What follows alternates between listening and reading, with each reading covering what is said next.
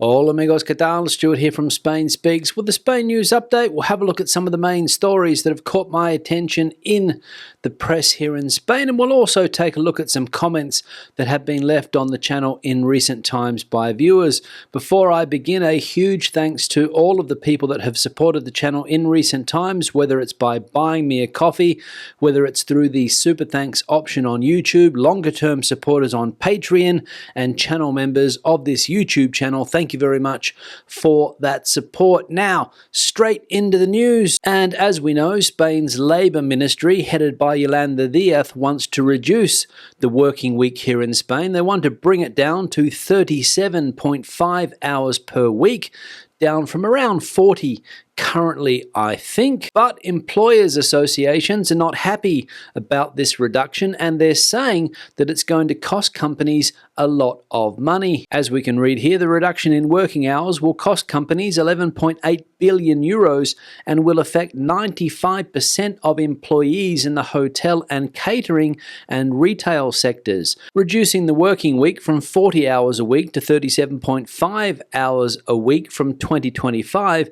will have a direct annual cost of 11.8 billion euros for companies due to the increase in wages per hour worked, and an indirect cost that could exceed 42 billion euros a year if we take into account what will no longer be produced, according to a study published on Monday by FEPIME. The measure, according to its estimates based on the statistics of the ministry's agreements, will affect 75% of wage earners in the country, more than 13 million people, although in some sectors the impact will be almost total. This is the case of the hotel and catering industry, where the agreed hours are 39.4 per week, commerce with 39.1, and agriculture and livestock with 39. Although real estate, administrative activities, other services, and professional and technical activities are also among those with more than 38.5 hours per week agreed. So there we go, reducing the working week here in Spain from 40 hours per week, where it sits currently, down to 37.5 hours per week in 2025, will have a huge cost for companies, according to business associations and that organization, the FEPIME. Some 11.8 billion euros will be the cost, and it will affect 95% of employees in certain sectors. For example, in hotel and catering, and also in retail. So business associations here in Spain not happy with this proposed reduction from the Labour Ministry. Now, the second piece of news, and the term digital currency has been making headlines a lot in recent times, and no doubt this is a term we'll be hearing quite a lot in coming years if the ECB, the European Central Bank, gets its way. As we can read here, the first progress report on the digital euro. The ECB focuses on privacy, offline operations, and limits to its use. European integration has many phases with better and worse times, and now it seems to be in one filled with optimism. One of the pillars of this fusion has been, is, and will be the euro, which is also subject to evolution. The debate on the implementation of a digital euro has now opened, and the European Central Bank has published the first report on the progress of this initiative this Monday. The organization focuses mainly on both privacy and the limits that its use will have. The design of the digital euro includes an offline functionality that would offer users a level of privacy similar to that of cash for payments in physical stores and between individuals. So a digital euro being planned by the ECB. And according to what we saw there, it will offer a level of privacy similar to cash transactions. So let me know what you think. Digital currencies, digital euro, good idea or bad idea? Comment section below, please. And the final piece of news, and as we know, last week the government announced that it was going to slash VAT on olive oil, reduce it from 5% down to 0%, and today, the 1st of July, that measure comes into effect. And as we can read here, supermarkets have slashed oil prices on the eve of VAT withdrawal and anticipate another drop of up to 50 cents. A change in trend or strategic move. Supermarkets applied an unusual reduction reduction in olive oil prices in the month of June that has just ended on the eve of the abolition of VAT on this product, which will be in force from the 1st of July to the 30th of September. It will then rise to 2%, and from January it will be at the super reduced rate of 4% applied to basic foodstuffs as set by the government in the anti-crisis decree. Specifically, the price of a litre bottle of private label extra virgin olive oil in Mercadona, Carrefour, Dia or Alcampo fell in June to a 6-month low. It is too early to predict whether the reduction in prices is here to stay, but what this move by the main distributors does anticipate is an additional reduction of around 50 cents per litre as of today. So there we go, the price of olive oil in the month of June falling apparently in some of the big supermarket chains around the country, and today, the 1st of July, it is going to fall even more with this VAT reduction. So if you are in the market for olive oil, need a bottle or two today, could be the day for you. Now let's have a look at some comments that have been left on the channel recently. One here from John: tourism brings Spain multi-billions of euros yearly. It's a shame that the news doesn't accurately depict what the people of Spain are saying. They seem to be against the current tourist model in those cities that they are complaining about, not a tourist caused problem. I suppose a headline of the Spanish don't want tourists is more interesting. I feel for the people in the cities, and I hope the government solves the issue so all can coexist happily. I'm looking forward to losing my tourist status with next year's permanent move to Bilbao.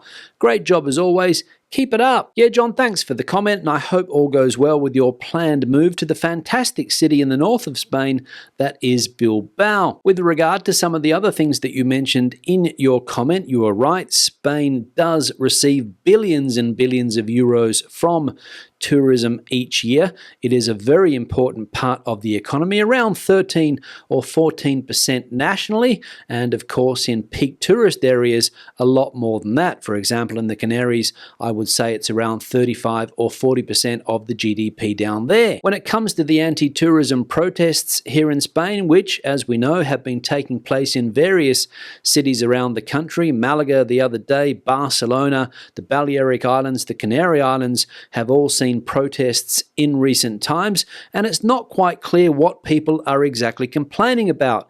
Are they complaining about the amount of tourists that come? Are they complaining about the industry, how greedy some people in that industry are? Or are they complaining about the amount of tourist flats in these cities which apparently are not letting locals access the rental market? And I think the answer is it's a mix of everything. You've got lots of different complaints being rolled up into the one ball. On the one hand, you've got people saying that they want tourists to come to Spain, but they want to change the tourism model. And then on the other hand, you've got all of this anti-tourism graffiti where people can read slogans like "tourists go home." So it's difficult to know what the exact complaints are. Do people want tourists to come to Spain, or do people not want tourists to come to Spain? I don't know. And when it comes to governments here in Spain trying to solve this issue, well, all I can say is that I wouldn't hold my breath waiting for that to happen. One here from Davis up north: they'll soon be crying for tourists when the money runs short. Yeah, Davis, thanks for the comment, and I've seen lots of comments similar to this on the channel in recent times. People saying that Spain depends on tourism, and when we stop coming, the country's going to go broke, blah, blah, blah. Blah, blah, blah. And maybe what you suggest will happen, but maybe it won't. One here from Kevin: so let's say the tourists stop coming, massive job losses, and the locals wouldn't be able to afford an apartment without an income. It's not just tourist spots where people can't afford to buy their own home. This is a problem that is Europe-wide. House prices everywhere are ridiculous. Yeah, Kevin, thanks for the comment, and you are right. This is not a problem that is unique to Spain. It's happening all over Europe and in fact all over the world. Very, very difficult for younger generations, no matter where they are, to get on the property ladder currently. So let's see if the paid public officials can come up with a solution for this gigantic problem. But again, I'm not going to hold my breath waiting for it to happen. One here from Debbie: oh, that woman who painted the Camino arrows to divert off the path should also be forced to wash away the fake arrows. Adding any additional kilometers to an already 900k trip is awful. Yeah, Debbie, thanks for the comment, and referring to an article that we saw in yesterday's live stream about how a woman in the Bierzo area in the north of Spain, a woman who owns a hostel up there decided to paint fake Camino de Santiago arrows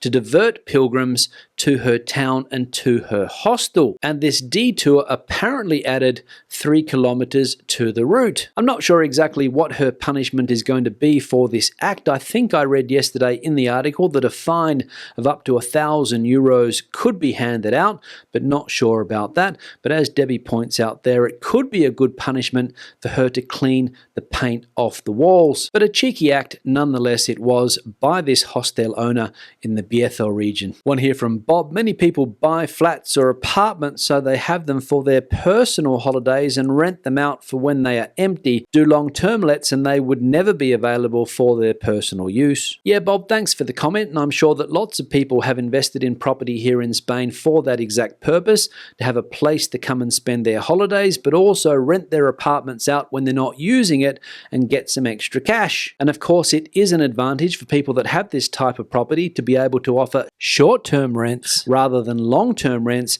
where they wouldn't be able to spend time in their own home should they come to Spain on holiday. One here from Chris. We went to Santander many years ago. The ferry crossing was really rough coming from Portsmouth. Then we drove down through Cantabria to Galicia. Absolutely beautiful. Our holiday in Galicia was wonderful. We stayed in a little place called Ogrove. No one spoke English, not even in the hotel. Great. Love it when I can practice my Spanish. Yeah, Chris, thanks for the comment, and you're right, it is a wonderful drive starting in Cantabria or the city of Santander and then heading west to Galicia, driving through the north of Spain, through green Spain, very picturesque indeed. And the place that you mentioned in Galicia, Ogrove, also a wonderful place. I remember back in the day, I spent many an evening in that city having a drink or two because I had friends that lived very close to that town. However, a lot of people in that town would no doubt speak the local language, Gallego or Galician. So maybe, Chris, what you thought was Castilian Spanish was actually Gallego.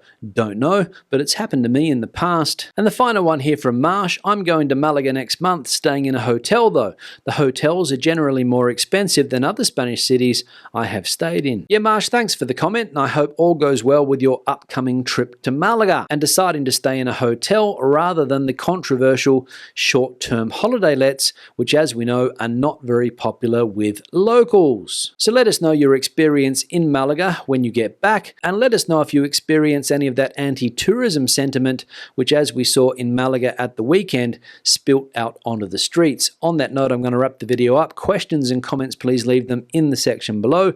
If you have anything to add to the conversation today, the comment section is the place for you. Give the video a thumbs up if you liked it, thumbs down if you didn't. I'll see you in the next one. Hasta luego.